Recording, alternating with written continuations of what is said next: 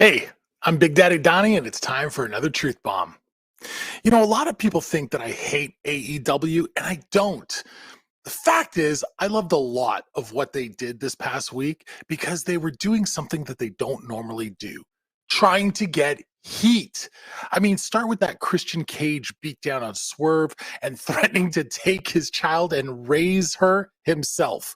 And then you have the Kenny Omega stuff where he's getting laid out by the Elite. That is just really, really good stuff. The problem is it feels like these angles were thrown together and nobody took time to think about the details.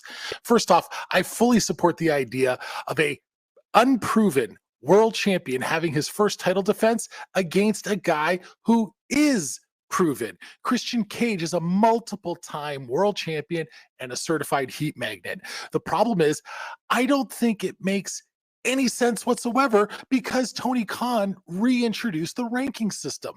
According to the most recent rankings, Orange Cassidy, Will Ospreay, and Bryan Danielson are next in line for world title shots.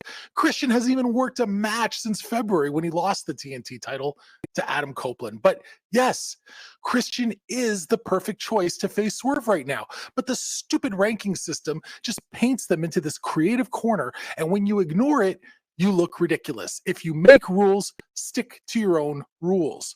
As far as the other big angle goes, the Young Bucks, well, they started the show by interrupting Tony Khan and saying that despite last week's attempt to take out the owner and to attack him and beat him down, they can't be fired because they are founders of AEW and they have ironclad contracts. Are they actually trying to convince us that in a world where Vince McMahon was forcibly removed from the WWE, that they can't be fired because they're founders? This is ridiculous. And you're trying to tell me that there is any legal document in the world that protects two dipshits who physically assaulted their boss from being terminated? This is just not a thing. But let's pretend I suspend my disbelief long enough to accept this premise. They're executive vice presidents, so maybe they can hold on to their jobs. So what about Jack Perry? What about Okada? Why are they being fired? Not only would this create all kinds of extra heat, the story potential would be massive. I mean, think about the Elite buying tickets to the show and haunting Tony and haunting whoever gets involved, Kenny Omega or whatever babyface they throw into this mix. Showing up at the hotels where the talent is staying or in the parking lot, just creating havoc until the baby faces finally say, Tony, enough is enough.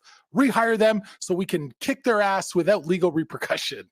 Speaking of Okada, the best wrestler in the world, those weird uppercut forearm things that he threw at Dax Harwood at the end of the show, my God, I have seen more contact when Hulk Hogan swung a chair at Conan.